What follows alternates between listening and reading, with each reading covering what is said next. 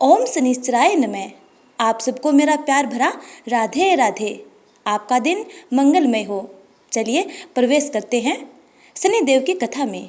एक बार की बात है, सभी नवग्रह यथा सूर्य, चंद्र, मंगल, बुध, बृहस्पति, शुक्र, शनि, राहु और केतु में विवाद छिड़ गया कि इनमें से सबसे बड़ा कौन है।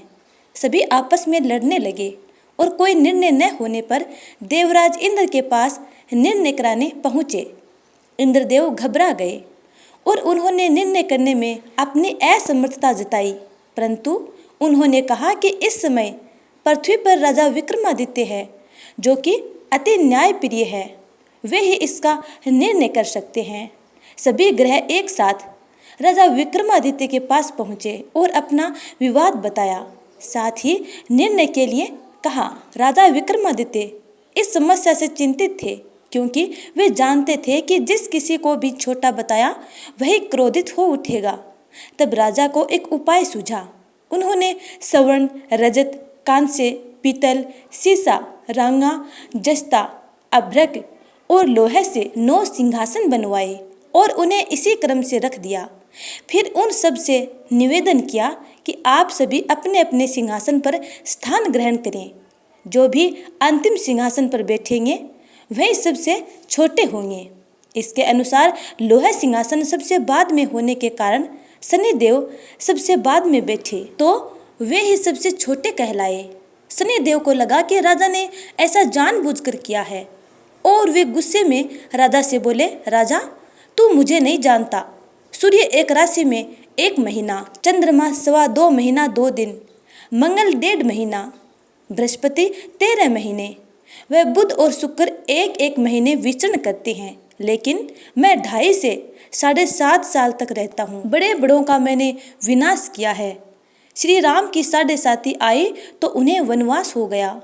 रावण की आई तो उसकी लंका को वानरों की सेना से हारना पड़ा। अब तुम सावधान रहना। ऐसा कहकर कुपित होते हुए शनिदेव वहाँ से चले गए। अन्य देवता खुशी खुशी चले गए। कुछ समय बाद राजा की 7.5 आई। तब शनिदेव घोड़ों के सौदागर बनकर वहाँ आए। उनके साथ कई बढ़िया घोड़े थे।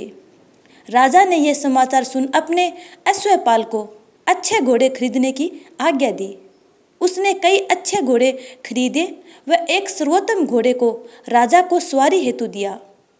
राजा जो ही उस घोड़े पर बैठा, वह घोड़ा सरपट वन की ओर भागा। भीषण वन में पहुंच वह अंतर्धान हो गया। अब राजा भूखा प्यासा भटकता रहा। तब एक ग्वाले ने उसे पानी पिलाया। राजा ने प्रसन्न होकर उसे अपनी अंगूठी दी। वह अंगूठी देकर राजा नगर को चल दिया और वहां अपना नाम उज्जैन निवासी विक्का बताया। वहां एक सेठ की दुकान में उसने जल इत्यादि पिया और कुछ देर आराम किया। भाग्यवश उस दिन सेठ की खूब बिक्री हुई।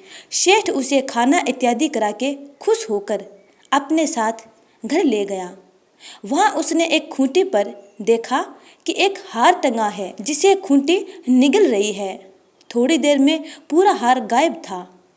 तब सेठ ने आने पर देखा कि हार गायब है। सेठ ने समझा कि विक्का ने ही उसे चुराया है। उसने विक्का को कोतवाल के पास पकड़वा दिया। फिर उस नगर के राजा ने भी विक्का को चोर समझकर उसके हाथ पैर कटवा दिए और नगर के बाहर फेंकवा दिया। वहाँ से एक तेली निकल रहा था, जिसे दया आई और उसने विक्का को अपनी गाड़ी में बैठाया। वह अपनी जीभ से बैलों को हाँकने लगा। उस समय राजा की शनि दशा समाप्त हो गई।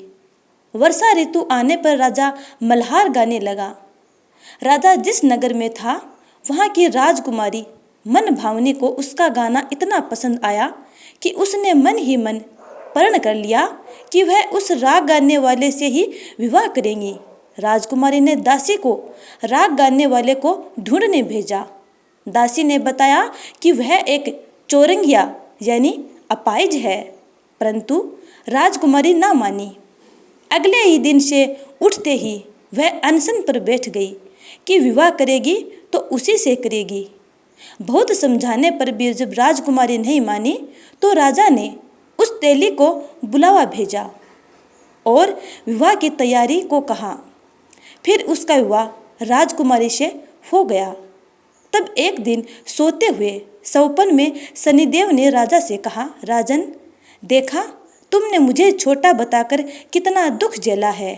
तब राजा ने उनसे क्षमा मांगी और प्रार्थना करते हुए कहा कि हे शनिदेव, जैसा दुख मुझे दिया है किसी और को ना देना। शनिदेव मान गए और कहा कि जो मेरी कथा सुनेगा और कहेगा तथा व्रत करेगा उसे मेरी दशा में कोई दुख नहीं होगा। जो भी व्यक्ति रोज मेरा ध्यान करेगा और चींटियों को आटा डालेगा उसकी सभी मनोकामनाएं पूर्ण होंगी। और शनिदेव ने राजा को हाथ और पैर वापस कर दिए। प्रातःकाल आँख खुलने पर राजकुमारी ने देखा तो वह आश्चर्यचकित हुई। विका ने उसे बताया कि वह उज्जैन का राजा विक्रमादित्य है। सभी अत्यंत प्रसन्न हुए। सेठ ने जब सुना तो वह राजा के पैरों पर गिर पड़ा और क्षमा मांगने लगा। राजा ने कहा कि वह तो शनिदेव का क्रोध था, इसमें किसी का कोई दोष नहीं। सेठ ने फिर भी निवेदन किया कि मुझे शांति तब ही मिलेगी जब आप मेरे घर चलकर भोजन करेंगे। सेठ ने अपने घर नाना प्रकार के व्यंजनों से राजा का सत्कार किया। साथ ही सबने देखा कि जो खूंटी हार निगल गई थी वही अब उसे उगल रही थी। सेठ ने अनेक प्रकार के मोहरे देकर राजा का धन्यवाद किया। सेठ ने राजा से अपनी कन्या श्री कंवरी से विवाह करने का निवेदन किया। राजा ने सहर्ष स्वीकार कर लिया। कुछ समय बाद राजा अपने दोनों रानियों मन भावनी और श्री कंवरी को सभी उपहार सहित लेकर उज्जैन नगरी को चले गए। वहाँ राजा के राज्यवासियों ने सीमा पर खूब आदर सत्कार किया। सारे नगर में दीपमाला बनाई गई। राजा ने घोषणा की कि मैंने शनिदेव को सबसे छोटा बताया था, जबकि असल में वही सर्वोपरि हैं। तब से सारे राज्य में शनिदेव की पूजा और कथा नियमित होने लगी। सारी प्रजा खुशी और आनंद के साथ जीवन बिताने लगी। जो भी कोई शनिदेव की इस कथा को सुनता है उसके सारे दुख दूर हो जाते हैं। तो इस प्रकार शनिदेव भगवान आपके भी हर कष्ट और दुख दूर करें। इसी के साथ शनिदेव कथा का समापन होता है। उम्मीद करती हूँ कि आपको ये कथा अच्छी लगी है। यदि अच्छी लगी है तो लाइक कमेंट कर चैनल को सब्सक्राइब कर बेल आइकन को जरूर दबा लीजिएगा ताकि आने वाली वीडियो का नोटिफिकेशन आप तक टाइम पर पहुँच जाए। अगले वीडियो का इंतज़ार करना। तब तक के लिए जय श्री कृष्ण।